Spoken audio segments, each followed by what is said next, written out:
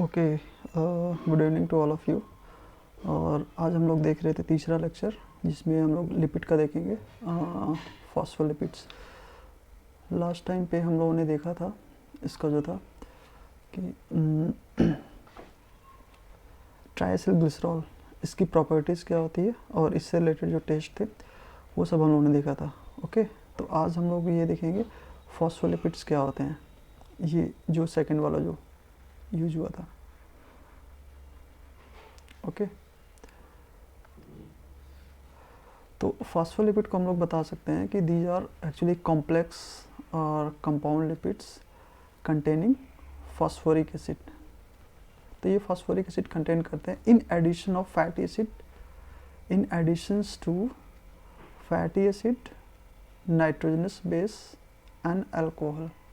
Overall अगर हम लोग लास्ट टाइम पे हम लोगों ने देखा था कि जो फैटी एसिड जो थे, ठीक है, वो ग्लिसरॉल के साथ कंबाइन होके क्या बना रहे थे आपके ट्राइएसिल ग्लिसरॉल।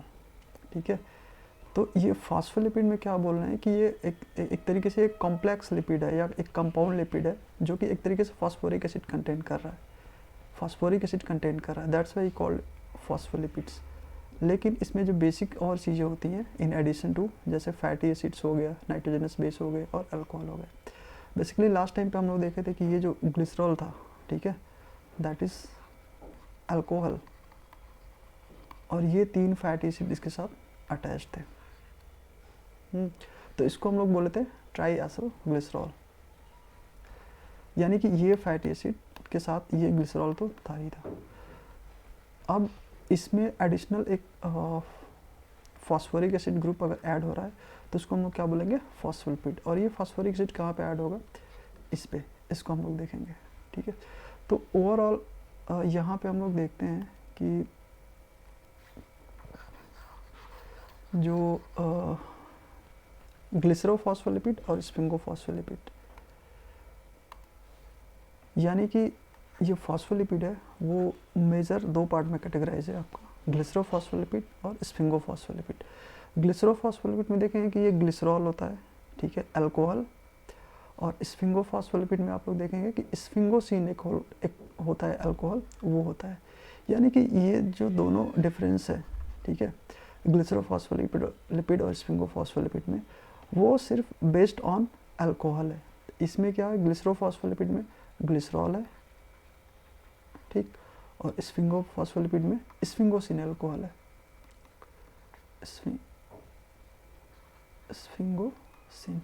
स्फिंगोसिन एक 18 कार्बन का अल्कोहल होता है जिसमें एमीन ग्रुप भी होता है। आगे हम लोग चल के इसको देखेंगे, अभी इसका स्ट्रक्चर देखेंगे। तो फर्स्ट हम लोग देखेंगे ग्लिसरोफॉस्फोलिपिड्स, ठीक है, और उसके बाद हम लोग देखेंगे स्फिंगोफॉस्फोलिपिड।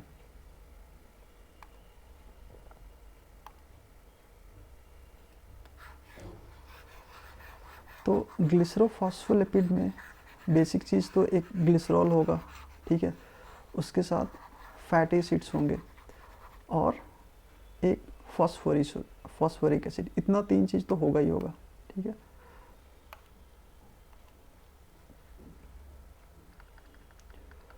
तो जो इसका जो सिंपलेस्ट फॉर्म ऑफ ग्लिसरोफॉस्फोलिपिड है वो होता है आपका फॉस्फेटिडिक एसिड। फॉस्फेटिडिक एसिड का स्ट्रक्चर यहाँ पे आप लोग देख सकते हैं कि ये आपका ग्लिसरॉल है, ठीक, और इसके साथ एक ये फैटी एसिड है, दूसरा फैटी एसिड है, यानी कि ये हम लोगों ने क्या किया था R1, और इसको हम लोगों ने बोला था R2। ये जो थर्ड होता है फैटी एसिड वो रिप्लेस कर दिया जाता है किसके थ्रू, एक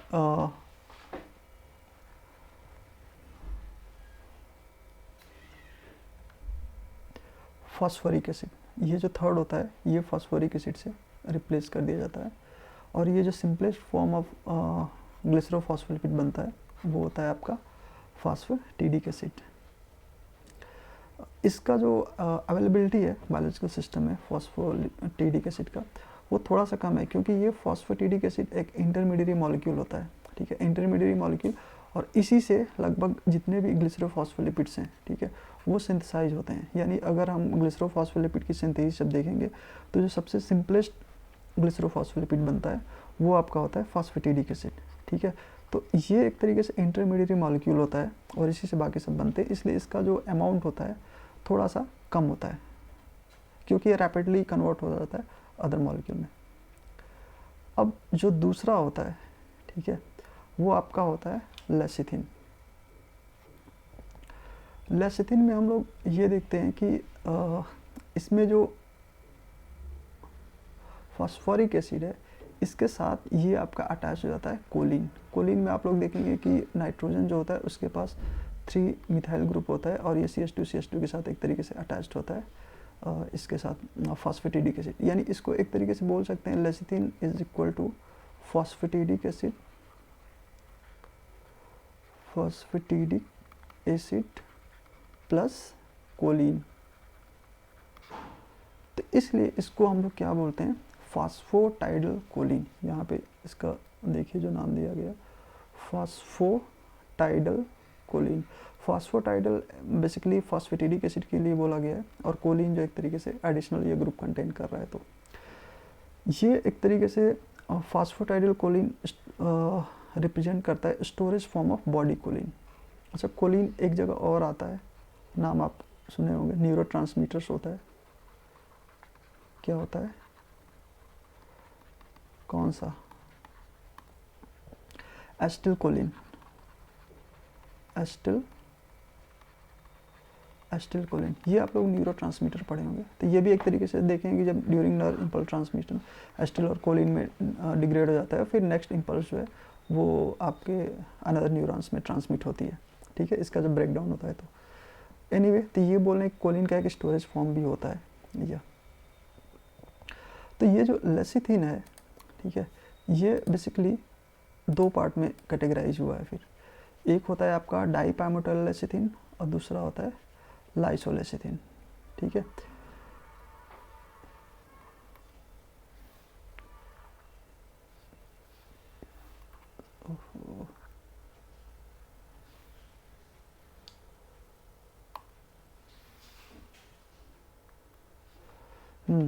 ये डाइपामेटाइल लेसिथिन, इसको हम लोग देखते हैं। तो डाइपामेटाइल लेसिथिन बेसिकली ये क्या होता है कि जो लंग्स होती हैं, लंग्स की जो स्मॉलेस्ट यूनिट होती है जिसको हम लोग एल्वेलाई बोलते हैं, उसमें ये क्या करता है ना, कोटिंग का काम करता है। यह एक तरीके से लंग्स के एल्वेलाई में एक तरीके से कोटिंग का काम करता है।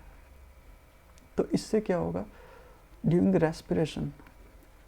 रेस्पिरेशन जब हम लोग एयर इनहेल करते हैं और एक्सपेल करते हैं, तो इनहेल करने में ये एल्वेलाई क्या होती है, एक तरीके से एक्सपैंड होती है, और जब एक्सपेल करते हैं तो एल्वेलाई क्या होती है, कोलैप्स हो जाती है इस तरीके से।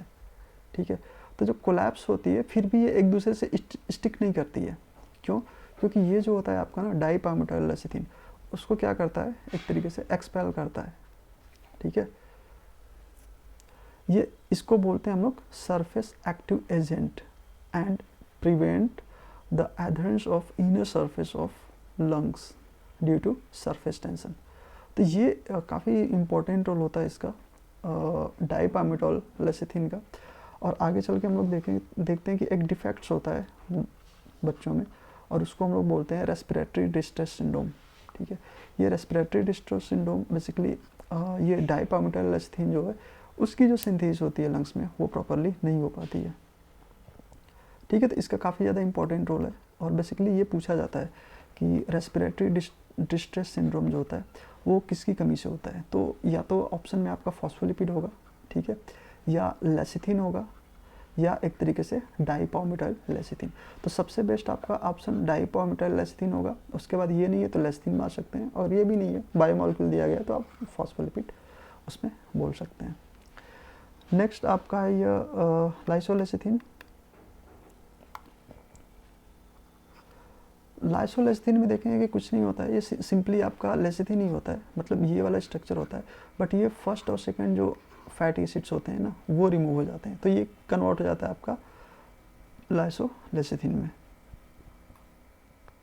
ठीक है, नेक्स्ट है आपका सिफेलिन। सिफेलिन भी बेसिकली एक तरीके से हम बोलते हैं कि ये जो नाइट्रोजनस एथनॉल एमीन एक होता है नाइट्रोजनस बेस, वो प्रेजेंट होता है। यहाँ पे देखो क्या था, कोलिन था, बट यहाँ पे क्या है, कोलिन के जगह पे एथनॉल एमीन है। बाकी ये जो रेस्ट ऑफ स्ट्रक्चर जो है वो सेम है, जिसको हम लोग क्या बोलते थे, फॉस्फेटिडिक एसिड। और फॉस्फेटिडिक एसिड जब किसी और के साथ अटैच्ड होता था तो हम लोग एक टर्म यूज़ करते थे फॉस्फेटाइडल। तो इसको क्या बोलेंगे, टोटल नाम हो जाएगा फॉस्फेटाइडल एथनॉल एमीन, फॉस्फेटाइडल एथनॉल एमीन, या इसको दूसरे वर्ड्स में हम लोग सिफेलिन ही बोलते हैं। इसमें दो चीज़ बहुत कंफ्यूजिंग होता है, एक तो आपका लेसिथिन और सिफेलिन। तो लेसिथिन सिफेलिन में ये क्वेश्चंस पूछ दिया जाता है कि लेसिथिन क्या कंटेन करता है और सिफेलिन क्या कंटेन करता है। तो लेसिथिन को आप लोग याद रखिएगा कि यह कोलिन कंटेन करता है, ठीक है, इसलिए इसको बोलते हैं फॉस्फेटाइडल कोलिन। और सिफेलिन जो होता है वो एथनॉल एमीन कंटेन करता है, इसलिए इसको हम लोग बोलते हैं फॉस्फेटाइडल एथनॉल एमीन, ठीक है। इन दोनों में बेसिकली कभी कभी पूछ देता है डिफरेंसेस, ठीक है, कि ये कौन सा इसका नाम क्या है या ये कौन है। जैसे फॉस्फेटाइडल कोलिन दे दिया या फॉस्फेटाइडल एथनॉल एमीन दे दिया, तो इसका मैच कराने के दे दिया कि इसका नाम क्या है। तो ये तीसरा हम लोगों ने देख लिया कि सिफेलिन क्या होता है, ठीक है। तो ये फर्स्ट हम लोगों ने देखा कि एक तो फॉस्फेटिडिक एसिड जो बिल्कुल सिंपलेस्ट फॉर्म है या, ठीक है। उसके बाद हम लोगों ने देखा लेसिथिन, फॉस्फेटाइडल कोलिन जिसको हम लोग बोलते हैं, ये डाइपामिटाइल लेसिथिन हो गया और लाइसोलेसिथिन हो गया। उसके बाद हम लोगों ने देखा सिफेलिन, जिसमें जो बेस होता है वो एथनॉल एमीन होता है, ठीक है। अब नेक्स्ट आता है फॉस्फोटाइडल इनोसिटॉल। तो फॉस्फोटाइडल का मतलब तो समझ में आ ही गया होगा, ठीक है, क्या है, ग्लिसरॉल है और दो फैटी एसिड और एक फॉस्फोरिक एसिड अटैच्ड है। तो इतना जो स्ट्रक्चर होगा फॉस्फेटाइडल है, और इसके साथ क्या अटैच्ड होगा, इनोसिटॉल। तो ये हम लोग यहाँ पे देख लेते हैं। देखो ये तो आपका ग्लिसरॉल स्ट्रक्चर हो गया, ये एक फैटी एसिड हो गया, ये दूसरा फैटी एसिड हो गया, और ये फॉस्फोरिक एसिड हो गया। यानी कि ये जो स्ट्रक्चर है वो क्या है, एक तरीके से फॉस्फेटिडिक एसिड है, बेसिक जो स्ट्रक्चर जो फर्स्ट हम लोगों ने पढ़ा था फॉस्फोलिपिड का, और उसके फॉस्फोरस पे एक तरीके से ये अटैच्ड है इनोसिटॉल, ये वाला जो ग्रुप है।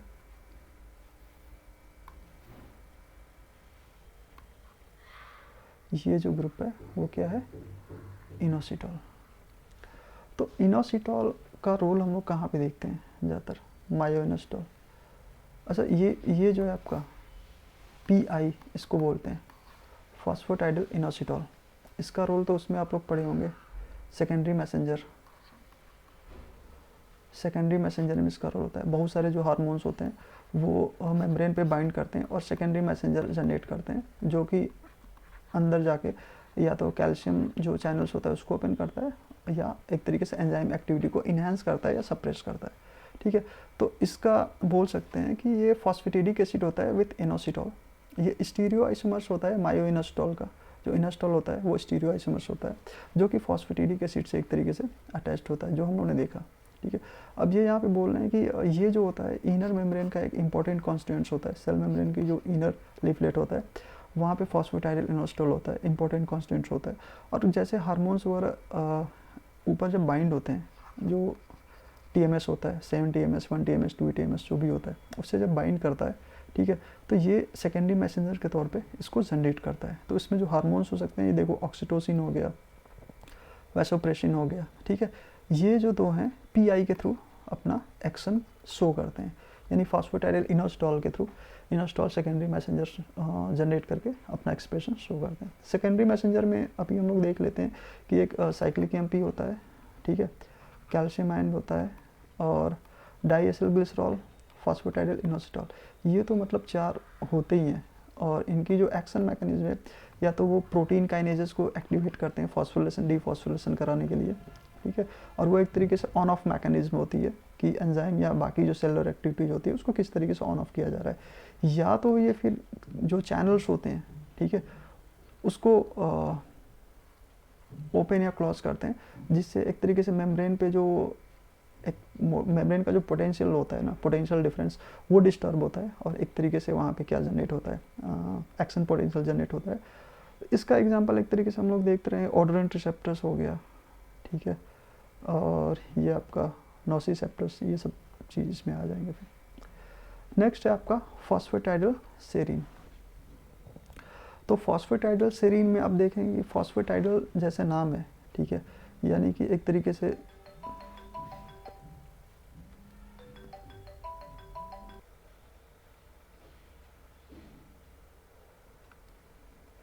ओके। तो नेक्स्ट हम लोग ये देख रहे थे फॉस्फेटाइडल इनोस्टॉल हो गया था, जिसमें हम लोगों ने बताया कि पीआई जो है वो एक तरीके से सेकेंडरी मैसेंजर की तरह काम करता है।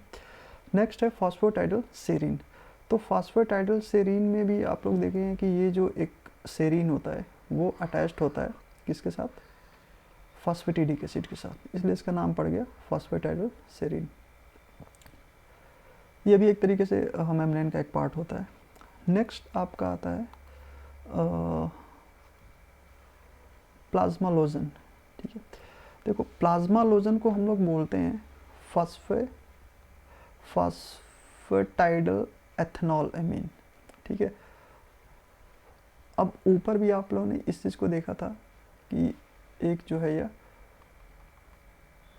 जो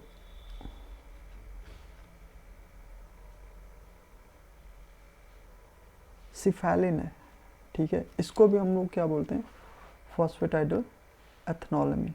बट दोनों में डिफरेंस क्या है, दोनों में फॉस्फेटाइडल एथेनॉलमीन यहाँ पे देखें कि डी वाई है, ठीक है, फॉस्फेटाइडल एथेनॉलमीन में, जबकि यहाँ पे आप लोग देखेंगे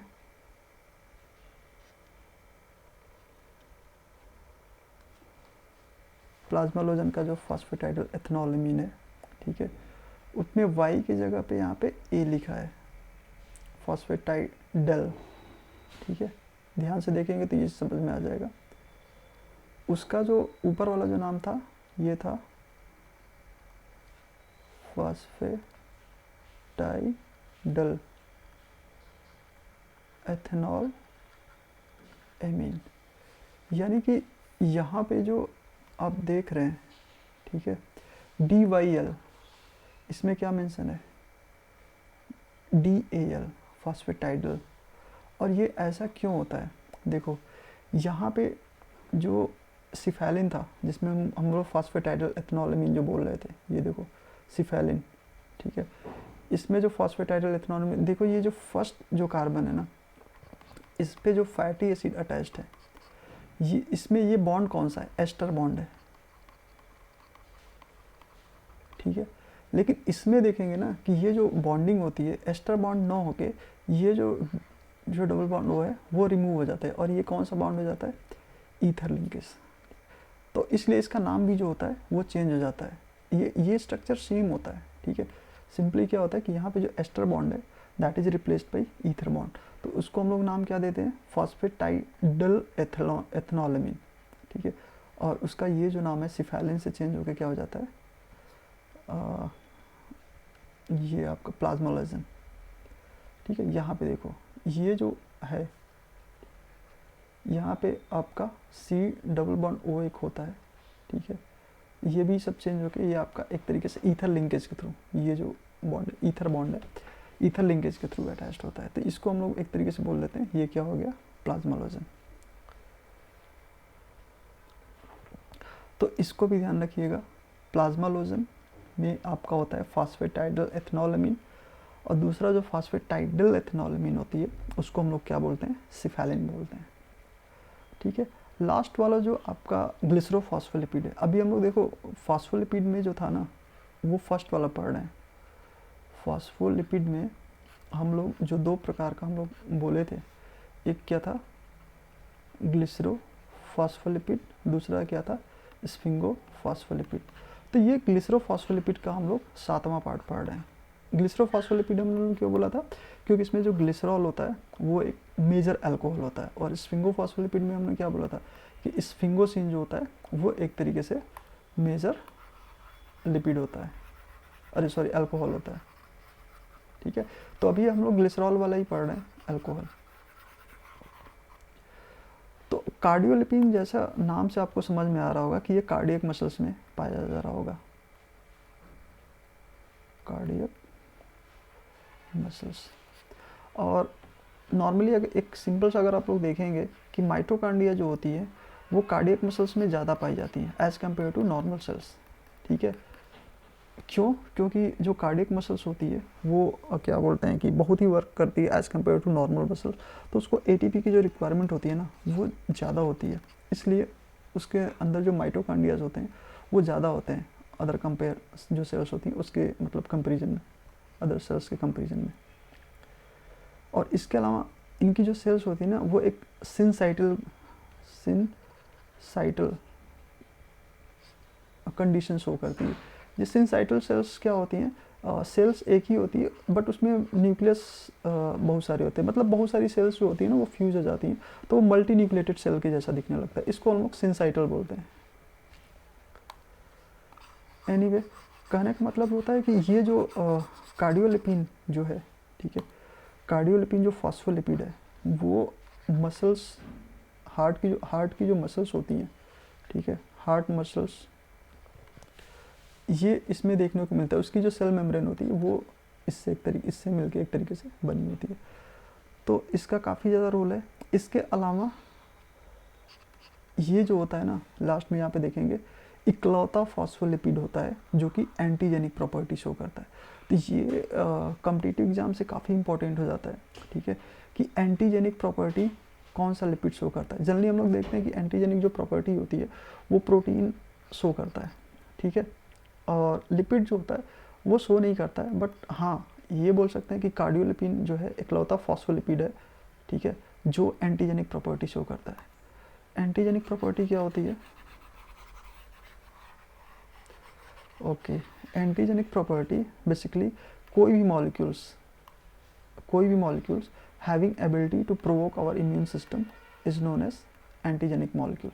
मतलब एक तरीके से हमारे जो इम्यून सिस्टम को प्रोवोक करता है फॉर जनरेटिंग एंटीबॉडीज़, या हमारे डिफेंस सिस्टम को प्रोवोक करे, ठीक है, उसको हम क्या बोलेंगे एक तरीके से? एंटीजन, ठीक है। तो एंटीजेनिक मॉलिक्यूल, तो एंटीजेनिक मॉलिक्यूल्स जो होते हैं वो आपके बोल सकते हैं उसको एंटीजेंस होते हैं, ठीक है, और उसमें हम लोग ज़्यादातर देखेंगे कि वो प्रोटीनिशियस ही होते हैं उनका नेचर। तो ये इन शॉर्ट कार्डियोलिपिन जो होता है वो एंटीजेनिक प्रॉपर्टी शो करता है। It means it can provoke our immune system.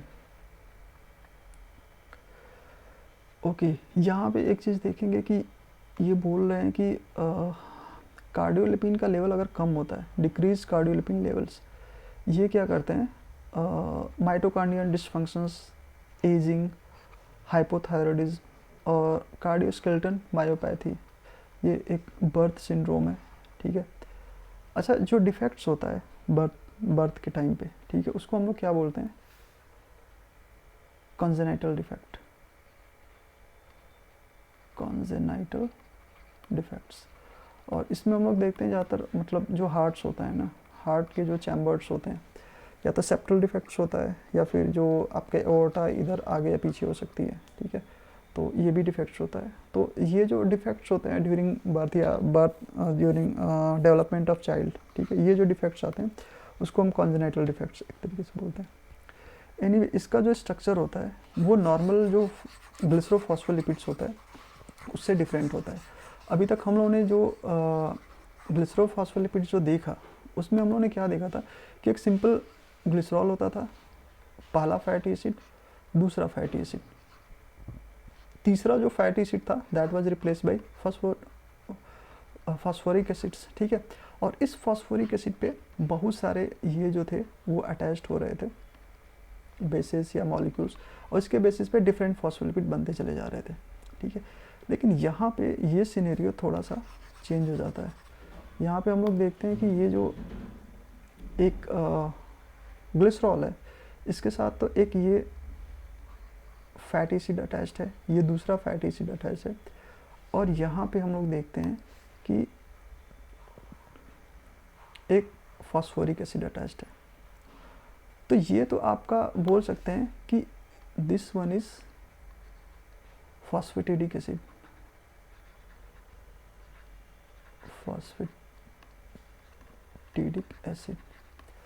और ये जो दूसरा वाला है ना इसमें भी आप देख सकते हैं कि ये क्या हो गया, ग्लिसरॉल मॉलिक्यूल, और एक ये क्या है फैटी एसिड, ये क्या है फैटी एसिड, और ये क्या है फॉस्फोरिक एसिड। तो ये क्या हो गया, ये पहला फॉस्फेटिडिक एसिड हो गया, ये दूसरा फॉस्फेटिडिक एसिड हो गया, ठीक है। और ये दोनों फॉस्फेटिडिक एसिड किसके थ्रू अटैच्ड हैं, एक ग्लिसरॉल के थ्रू। यानी कि इसमें हम बोल सकते हैं कि एक फॉस्फेटिडिक एसिड में एक ग्लिसरॉल, दूसरे फॉस्फेटिडिक एसिड में दो ग्लिसरॉल, और ये दोनों फॉस्फेटिडिक एसिड एक तीसरे ग्लिसरॉल के साथ अटैच्ड हैं। तो टोटल हमारे पास जो ग्लिसरॉल मॉलिक्यूल होंगे या अल्कोहल मॉलिक्यूल होगा वो कितना होगा, 3 होगा। जैसे ये देखिए, एक तो ये हो गया एक फॉस्फेटिडिक एसिड वाला, ये दूसरा फॉस्फेटिडिक एसिड वाला ग्लिसरॉल हो गया, और ये दोनों फॉस्फेटिडिक एसिड के साथ ये तीसरे ग्लिसरॉल मॉलिक्यूल के साथ अटैच्ड है, ठीक है। तो ये जो फर्स्ट ग्लिसरॉल है इसके पास 2 फैटी एसिड्स हैं, ठीक है। ये जो दूसरा वाला है इसके पास भी 2 फैटी एसिड्स हैं, बट ये जो तीसरा वाला है ग्लिसरॉल, ठीक है, इसमें कोई भी फैटी एसिड नहीं है। ये क्या है कि इसका जो ये है इसके फॉस्फोरिक एसिड से अटैच्ड है, और इसका जो है फॉस्फोरिक एसिड के साथ अटैच्ड है, बट दूसरा वाला जो अल्कोहलिक ग्रुप है ना वो फ्री है ग्लिसरॉल का। तो इसको हम लोग बोल सकते हैं कि फॉस्फेटिडिक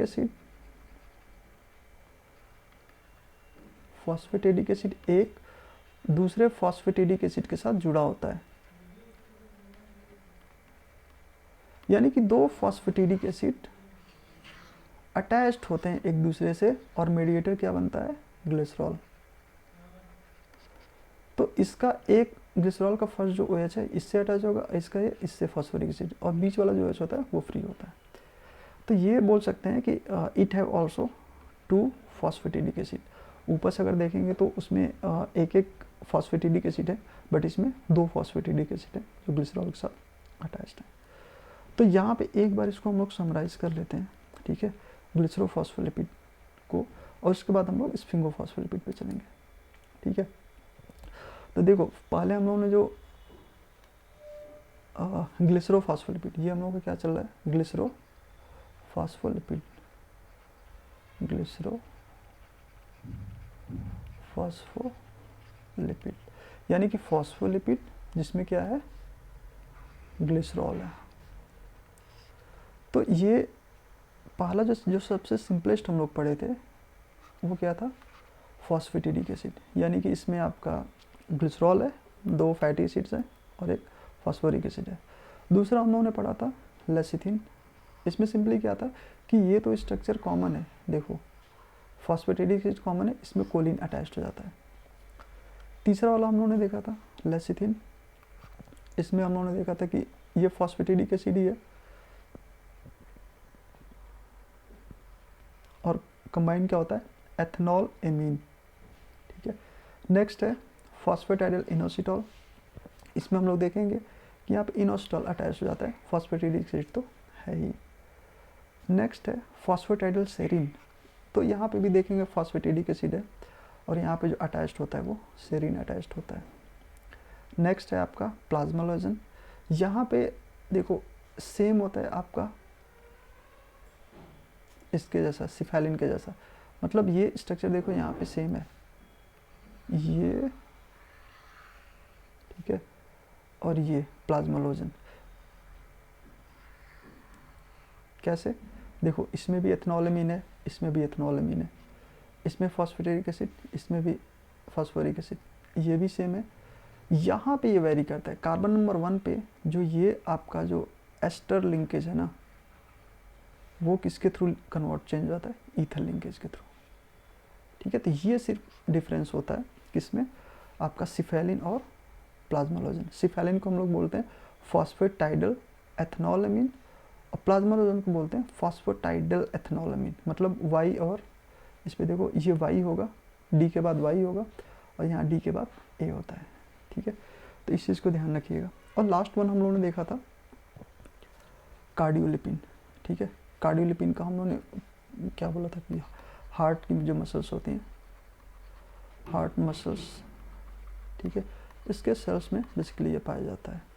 और ये एक ये भी बोलते हैं ना कि ये माइटोकॉन्ड्रिया के इनर मेम्ब्रेन में भी पाया जाता है, माइटोकॉन्ड्रियल इनर मेम्ब्रेन। तो दैट इज़ वेरी इंपॉर्टेंट। तो ये हम लोगों ने देख लिया एक तरीके से फॉस्फोलिपिड। देखो फॉस्फोलिपिड में हम लोगों ने क्या यहाँ पे देखा था कि फॉस्फोलिपिड के बेसिकली हम 2 पार्ट में कैटेगराइज कर रखे थे। फॉस्फोलिपिड्स को पहला जो था ये था आपका ग्लिसरो फॉस्फोलिपिड, और दूसरा ये क्या हमने देखा था स्फिंगो फॉस्फोलिपिड। तो ये तो हो गया हम लोगों का, ठीक है। ये हम लोगों को देखना है स्फिंगो फॉस्फोलिपिड।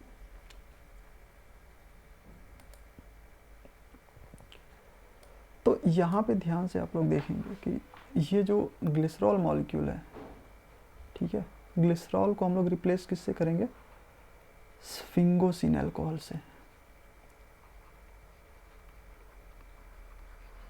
स्फिंगोसिन अल्कोहल, और इसमें क्या है आपका ग्लिसरॉल अल्कोहल है। तो स्फिंगोसिन अल्कोहल जो होता है वो बेसिकली 18 कार्बन का होता है, और ये इसमें एमीन ग्रुप भी होता है। एमीन ग्रुप का मतलब NH2, ठीक है। तो यहाँ पे देखो इसमें हम लोग देखते हैं कि ये देखो ये क्या है, ये है आपका स्फिंगोसिन अल्कोहल। ये इसका इतना स्ट्रक्चर होता है, ठीक है। ये इसमें देखोगे तो ये जो है ना आपका एमीन ग्रुप है, ये वाला।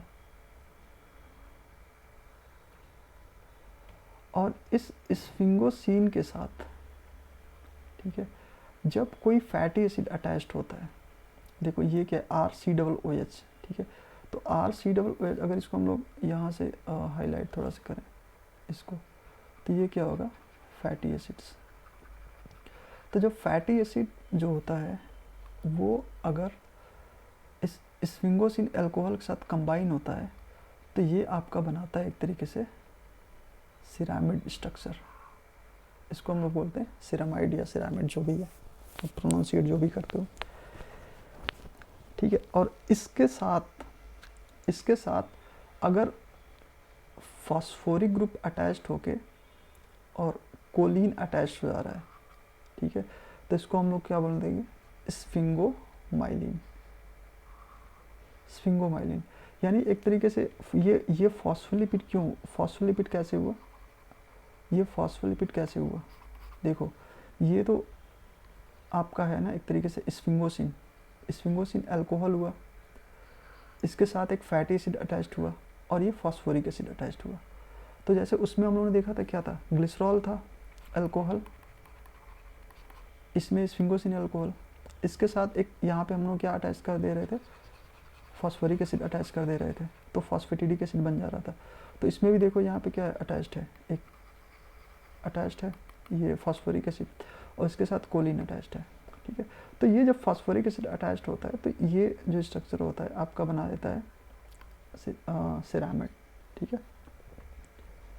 यहाँ पे नीचे इसका जो दिया गया है बेसिकली, तो ये इसमें ये बोल रहे हैं कि स्फिंगोसिन जो होता है वो एक अमीनो अल्कोहल होता है। अमीनो अल्कोहल का मतलब ये अमीन ग्रुप कंटेन करेगा, बाकी ये अल्कोहल जो है वो तो है ही, ठीक है। और जैसा नाम से आप लोग देख रहे हैं कि ये स्फिंगोमाइलिन्स यानी कि एक तरीके से मेजर इसका जो रोल होगा वो कहाँ पे होगा, न्यूरॉन्स में होगा। ये स्फिंगोमाइलिन एक तरीके से या माइलिनेटेड जो न्यूरॉन्स होते हैं वहाँ पे इसका रोल एक तरीके से देखने को मिल जाता है। बेसिकली ये जो नर्व सेल्स होती हैं, ठीक है, नर्व सेल्स में ये देखने को मिलता है। हाँ, इसमें एक चीज़ ग्लिसरॉल नहीं होता है, ऑफ कोर्स ग्लिसरॉल की जगह पे क्या होता है स्फिंगोसिन होता है। तो ये जो स्फिंगोसिन्स होता है वो एमाइड लिंकेज के साथ अटैच होता है फैटी एसिड से टू प्रोड्यूस सिरामिड। तो यही मैंने बोला था कि ये जो आपका अल्कोहल है स्फिंगोसिन, ये अगर ये फैटी एसिड के साथ अटैच्ड होता है तो स्ट्रक्चर क्या बनाएगा सिरामिड, ये सिरामिड स्ट्रक्चर बनाता है। और ये क्या एक तरीके से स्फिंगोसिन, और इसके साथ अगर ये फॉस्फोरिक एसिड अटैच्ड है और कोलिन अटैच्ड है तो उसको हम क्या बोलेंगे, स्फिंगोमाइलिन। और ये आप देख सकते हैं sphingomyelins are important constituents of myelin and are found in good quantity in brain and nervous tissue. तो हम लोग एक पढ़ते हैं ना, myelinated neurons, myelinated nerve sales.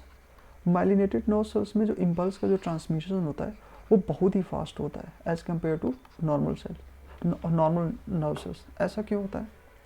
क्योंकि उसमें ये जो न्यूरॉन्स होता है ना, इस पे जो माइलिनेटेड जो कवरिंग हो जाती है माइलिन शीट्स की, ठीक है, तो इसमें जो इम्पल्स का ट्रांसमिशन होता है वो नोड्स ऑफ रैनवियर पे होता है। यानी कि ये जहाँ पे माइलिन शीट की कवरिंग नहीं होती है उसको हम लोग क्या बोलते हैं, नोड्स ऑफ रैनवियर। तो ये जो इम्पल्स है उसका जो ट्रांसमीटर होता है जंप करता है, यानी इस प्रकार के कंडक्शंस को हम लोग क्या बोलते हैं, सॉल्टेटरी कंडक्शंस। और ये जो इसमें इम्पल्स होता है नोड्स ऑफ रैनवियर पे जंप करते हुए आगे बढ़ता है, ठीक है, और इसकी वजह से इसमें जो ट्रांसमिशन होता है वो बहुत ही फास्ट होता है। लेकिन ये सब चीज़ किसकी वजह से हुआ, हम बोल सकते हैं माइलिन शीट्स की वजह से हुआ, जो कि एक तरीके से स्फिंगोमाइलिन्स जो है वो फॉर्म करती हैं। यहाँ पे एक हम लोग देखेंगे कि ये जो इसमें जो स्फिंगोसिन्स है उसमें ज़्यादातर क्या होता है,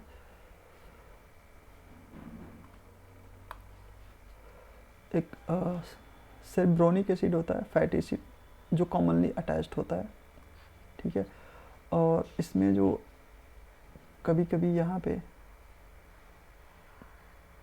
कार्बोहाइड्रेट भी अटैच हो जाता है। तो इसको कभी कभी ये अगर ग्लूकोज होता है तो उसको ग्लूकोसेरिब्रोसाइट्स बोलते हैं, ग्लूकोसेरिब्रोसाइट्स। गैलेक्टोज होता है तो गैलेक्टोसेरिब्रोसाइट्स बोलेंगे, ठीक है। इसका एग्जांपल हम लोग देख लेते हैं, अभी नीचे है, देखो यहाँ पे क्या है कि स्फिंगोसिन है, ठीक है। स्फिंगोसिन में अगर स्फिंगोसिन क्या है, ये तो अल्कोहल है ना, अल्कोहल कितना 18 कार्बन वाला, जिस पे NH2 ग्रुप, एमीन ग्रुप भी होता है।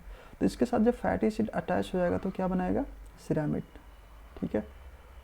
और सिरामिड्स पे अगर कोलिन P अटैच्ड हो जाता है तो ये आपका बना देगा स्फिंगोमाइलिन, ठीक है। तो स्फिंगोमाइलिन में तीन चीज़ है, स्फिंगोमाइलिन में तीन चीज़ है। पहला क्या है, स्फिंगोसिन, स्फिंगोसिन जो अल्कोहल है, और दूसरा क्या है आपका फैटी एसिड, और तीसरा आपका क्या हो गया, ये कोलिन P, ठीक है।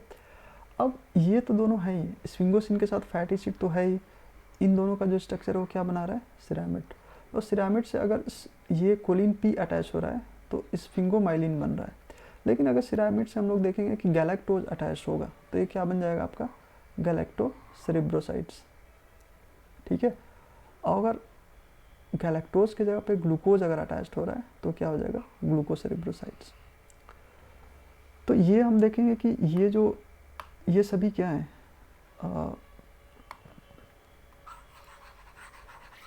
स्फिंगोलिपिड्स हैं, ठीक है।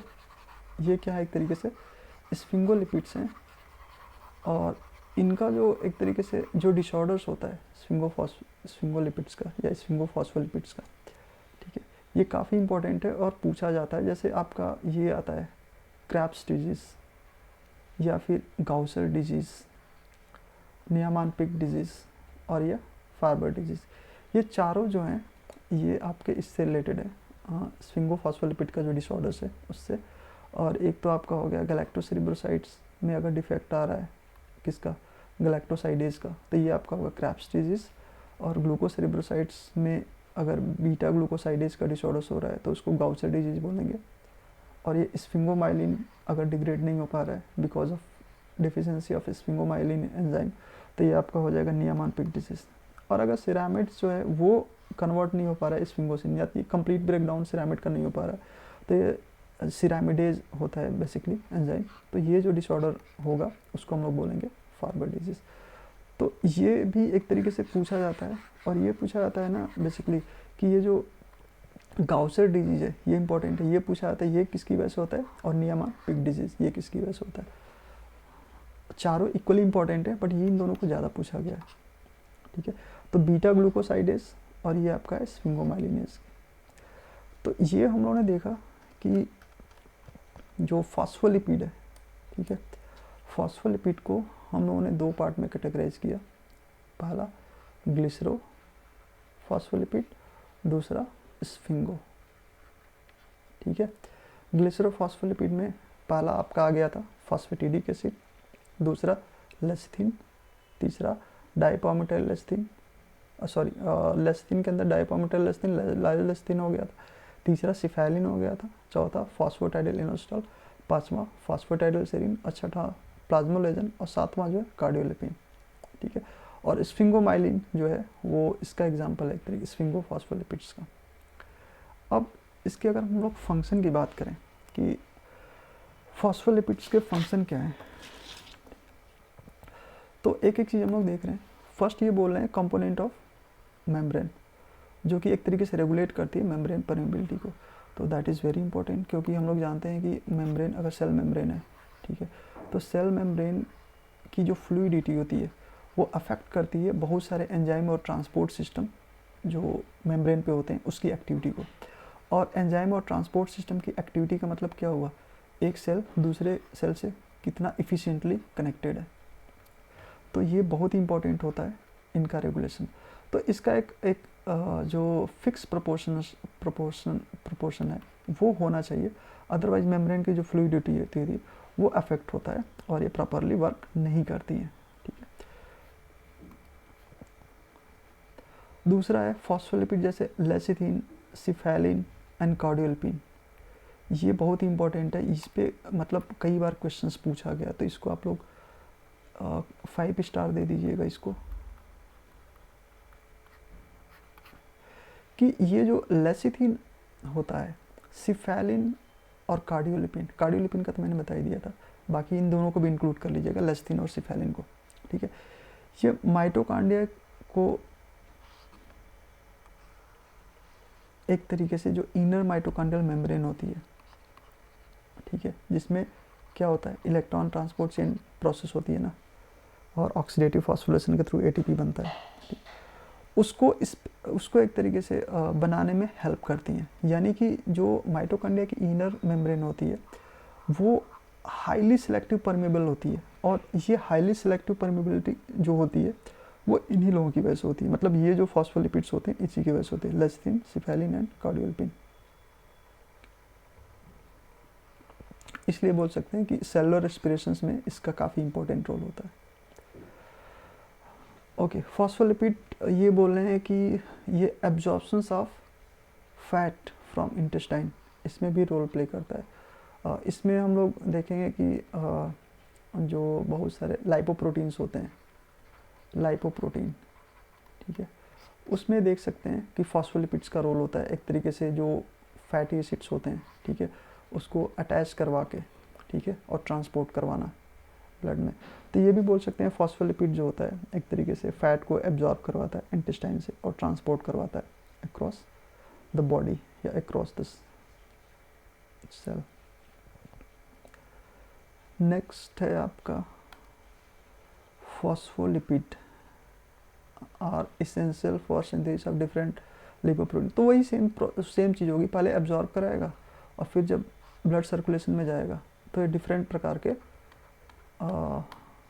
लाइपोप्रोटीन्स में कन्वर्ट होता है। जैसे इसकी हायरार्की हम लोग देखेंगे तो सबसे पहले क्या बनता है आपका काइलोमाइक्रोन, ठीक है, और उसके बाद से आपका बनता है low density lipoprotein, sorry very low density lipoprotein, जिसको हम लोग VLDL बोलते हैं।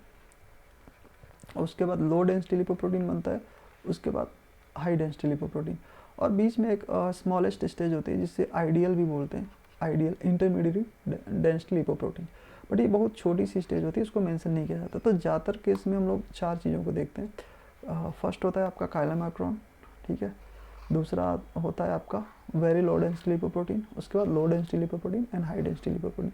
इसमें बेसिकली ये एक दूसरा टॉपिक हो जाएगा। इसमें जो प्रोटीन का जो कॉन्सेंट्रेशन होता है ना, वो धीमे धीमे बढ़ने लगता है। इसकी वजह से जो लाइपोप्रोटीन होती है उसकी डेंसिटी बढ़ने लगती है, इसलिए इसका डेंसिटी के बेसिस पे नाम दिया गया। काइलोमैक्रोन की डेंसिटी बहुत ही कम होती है, इसकी डेंसिटी थोड़ी सी कम होती है, इसलिए इसको वेरी लो डेंसिटी लिपोप्रोटीन बोलते हैं। और इसकी लो होती है बट इसकी डेंसिटी हाई होती है, यानी प्रोटीन का कंपोनेंट एक तरीके से बढ़ता जाता है। तो ये जो प्रोटीन का इंट्रैक्शंस है लिपिड के साथ और वेरियस कन्वर्जन है लिपोप्रोटीन का, वो एक्चुअली ये जो फॉस्फोलिपिड्स होते हैं इसकी वजह से भी देखने को मिलता है। और इसलिए हमने ये दूसरा वाला पॉइंट डिस्कस किया था कि ये जो है एब्जॉर्प्शन भी कराते हैं और ट्रांसपोर्ट भी कराते हैं इंटेस्टाइन में। ऐसा क्यों होता है फॉस्फोलिपिड का? बिकॉज इसमें देखो जो ये जो फॉस्फोरस जो होता है अटैच, फॉस्फोरिक एसिड, ये तो होता ही है, बट इसके साथ बहुत सारे आयनिक ग्रुप्स भी अटैच हो सकते हैं इसके साथ, ठीक है। तो वो जो रिएक्शंस होता है बॉन्ड बनाने के लिए कि अटैच्ड होकर ट्रांसपोर्ट करें, उसमें एक तरीके से ये हेल्पफुल होते हैं, ठीक है। Because of having different ionic charges and hydrophilic groups, हम बोल सकते हैं कि इंटरेक्ट करते हैं और ट्रांसपोर्ट कराने में हेल्प करते हैं। नेक्स्ट है कि ये लिपोट्रोपिक फैक्टर की तरह भी काम करते हैं। ये भी आपका इम्पोर्टेंट है, इसको भी आप लोग बोल सकते हैं कि 5 स्टार दे दीजिएगा। ये भी पूछा जा सकता है कंपटीशन एग्जाम में कि ये जो फैटी लीवर होता है, फैटी लीवर क्या होता है? ये जो लीवर है, अगर इसमें फ़ैट का एक्यूमुलेशन ज़्यादा होने लगता है और काफ़ी दिनों तक रहता है, ठीक है, तो ये एक धीमे धीमे इसकी एक कंडीशन होती है जिसको हम लोग फैटी लीवर बोलते हैं। तो फैटी लीवर जब हो जाता है तो लीवर को हम लोग जानते हैं सबसे बड़ा एक तरीके से ऑर्गन है या ग्लैंड है हमारी बॉडी का, और उसके बहुत सारे फंक्शंस होते हैं, ठीक है। तो अगर इसमें लीवर में फ़ैट डिपॉजिट होने लगेगा तो इसका जो नेटिव फंक्शन है ना काम करने का, वो एक तरीके से हैम्पर्ड होने लगता है और फिर हम लोग बोलते हैं कि लीवर जो है प्रॉपरली वर्क नहीं कर रहा है। तो fatty liver is initial stage, ठीक है, जो बताता है कि लीवर जो है आपका धीमे धीमे ख़राब हो रहा है। उसके बाद आपका सिरोटिक स्टेज आती है और लास्ट एक तरीके से क्या होता है, उसको ट्रांसप्लांट करवाना पड़ता है। Anyway, but fatty liver is reversible. तो फैटी लीवर को जो होने से जो रोकता है, ये फैटी लीवर को जो प्रिवेंट होने से जो रोकता है, मतलब फैटी लीवर नहीं होने देता है, वो क्या है आपका फॉस्फोलिपिड। तो जो भी फैक्टर्स, बहुत सारे फैक्टर्स होते हैं जो फैटी लीवर होने से रोकते हैं, इसको हम क्या बोलते हैं? Lipotropic factor. तो lipotropic factors are actually factors which are helpful to retain liver as healthy, मतलब लीवर में ज़्यादा फैट डिपोजिशन होने से रोकते हैं। तो फॉस्फोलिपिड भी एक तरीके से फैटी लीवर का काम, लिपोट्रोपिक फैक्टर का काम करता है। तो ये भी आपको याद होना चाहिए, और ये तो मैंने बताया ही था, याद होना चाहिए। नेक्स्ट हम लोग देखते हैं कि इसमें एक होता है अराकिडोनिक एसिड्स। तो ये तो और भी ज़्यादा इम्पोर्टेंट है भाई, इसको भी आप लोग मार्क कर लीजिएगा, ठीक है। अराकिडोनिक एसिड क्या है? ये अनसैचुरेटेड फैटी एसिड्स होता है, ठीक है, लिबरेटेड फ्रॉम फॉस्फोलिपिड्स से ब्रेक डाउन होकर अराकिडोनिक एसिड रिलीज होता है, ठीक है। और ये एक इकोसेनॉइड जैसे प्रोस्टाग्लैंडिन का प्रिकर्सर्स होता है, प्रोस्टाग्लैंडिन, प्रोस्टासाइक्लिन, थ्रोम्बोक्सन। इकोसेनॉइड्स का मतलब होता है आपका 20 carbon containing fatty acids, 20 carbon containing fatty acid होता है। और अराकिडोनिक एसिड का जो मेन रोल देखा गया है, वो देखा गया है प्रोस्टाग्लैंडिन बनाने में। प्रोस्टाग्लैंडिन जिसको हम लोग एक तरीके से लोकल हार्मोन भी बोलते हैं। लोकल हार्मोन इसलिए बोलते हैं बिकॉज ये लगभग हर सेल्स में सिंथेसाइज होता है, जो कि एक तरीके से हार्मोन की प्रॉपर्टी नहीं होती है। तो इस पे बहुत डिबेट हुआ है कि प्रोस्टाग्लैंडिन को हम लोग हार्मोन माने या ना माने, because its various properties looks like actual hormone, but बहुत सारी प्रॉपर्टीज जो हैं वो हार्मोन जैसी नहीं दिखती हैं। तो थोड़ा सा ये इसके अंदर बीच की सिचुएशन है, तो इसको इसलिए हम लोग लोकल हार्मोन बोलते हैं। दूसरा एक लोकल हार्मोन कहने का रीज़न ये भी है कि यह लगभग ऑलमोस्ट हर सेल्स में, हर टिश्यूज़ में बनता है, इसलिए इसको हम लोग लोकल हार्मोन बोलते हैं। और इसका जो रोल है वो बहुत ही डाइवर्सिफाई है, मतलब सभी चीज़ों में इन्वॉल्व है। इसका पूरा एक चैप्टर ही है प्रोस्टाग्लैंडिन का, तो वहाँ पे हम लोग इस चीज़ को देख सकते हैं। और इसका जो मेन जो रोल होता है वो पेन, इन्फ्लामेशन, इन दोनों चीज़ में होता है। यानी कि जो भी इन्फ्लामेटरी प्रोसेस होती है हमारी बॉडी में, उसमें कहीं ना कहीं प्रोस्टाग्लैंडिन का रोल होता ही होता है। और दूसरा जो पेन होता है उसमें भी हम देखेंगे कि प्रोस्टाग्लैंडिन का रोल होता ही होता है, जो कि सिंथेसाइज होता है किसके थ्रू, अराकिडोनिक एसिड। अराकिडोनिक एसिड एक तरीके से क्या बोलते हैं, फॉस्फोलिपिड से बाउंड फैटी एसिड्स होता है। तो इसलिए बोल सकते हैं कि फॉस्फोलिपिड एक तरीके से इसमें भी रोल प्ले करता है पेन एंड इन्फ्लामेशंस में बाय प्रोड्यूसिंग योर प्रोस्टाग्लैंडिन।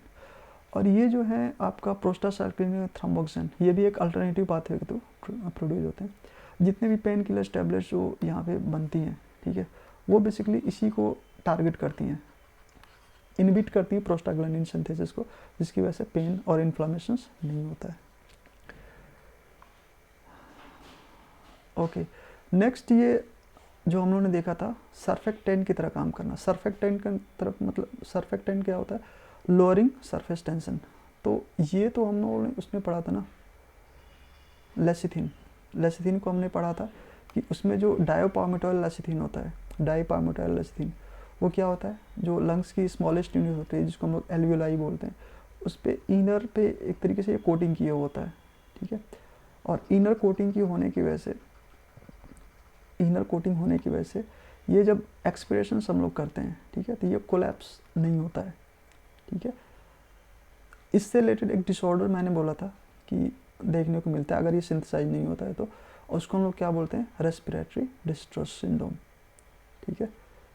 तो इसमें क्या होता है, ब्रीदिंग में प्रॉब्लम होती है, क्योंकि अगर ये एल्वियोलाई कोलैप्स कर जा रही है इस तरीके से आफ्टर एक्सेलिंग प्रोसेस, तो ये प्रॉब्लम थोड़ा सा करता है, ठीक है। नेक्स्ट हम लोग देखते हैं कि ये जो सिफेलिन होता है, ठीक है, या ब्लड क्लॉटिंग में एक तरीके से हेल्प करता है। इतना आप लोग डायरेक्ट लिख दीजिएगा, दैट इज़ एनफ। ये भी इंपॉर्टेंट है, इसको भी आप लोग रेस्पिरेटरी डिस्ट्रेस सिंड्रोम, इसको भी स्टार मार्क कर लीजिएगा, क्योंकि इस पर क्वेश्चंस पूछे गए हैं किसकी वजह से होता है। लास्ट है,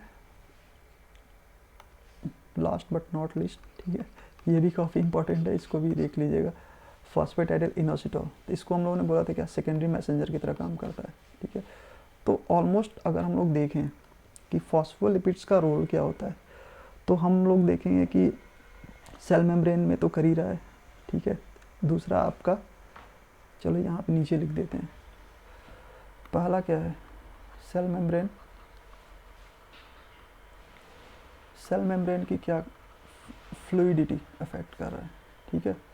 दूसरा क्या है, इलेक्ट्रॉन ट्रांसपोर्ट चेन, कौन कौन होता, सिफेलिन, लेसिथिन और ये था कार्डियोलिपिन। इनर माइटोकॉन्ड्रियल मेम्ब्रेन को स्पेशलाइज्ड करता है और इसकी वजह से इलेक्ट्रॉन ट्रांसपोर्ट चेन जो होती है वहाँ देखने को मिलती है। तीसरा हम लोगों ने क्या देखा था, ये था, कहाँ गया, लिपोट्रोपिक फैक्टर्स बोल सकते हैं। लिपोट्रोपिक फैक्टर का मतलब क्या हुआ कि यह प्रिवेंट फैटी लीवर, मतलब लीवर को फैटी होने से रोकने वाला काम करता है एक तरीके से। उसके बाद अराकिडोनिक एसिड का हम लोगों ने रोल देखा,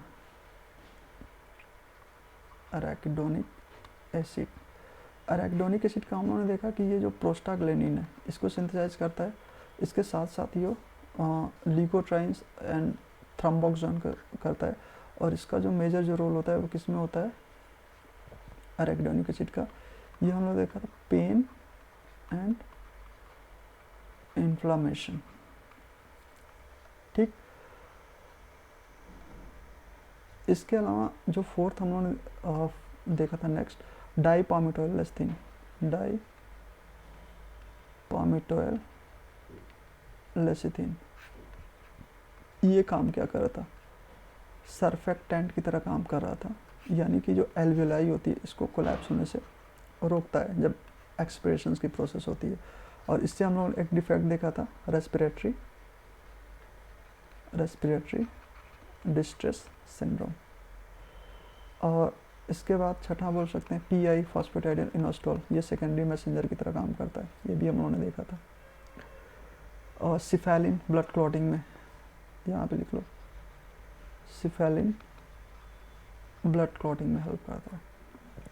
तो इतने तो मेजर इंपॉर्टेंट रोल हैं फॉस्फोलिपिड्स के, इसको आप लोग देख लीजिएगा, ठीक। ठीक है। तो आज हम लोग बस इतना ही रहने देते हैं।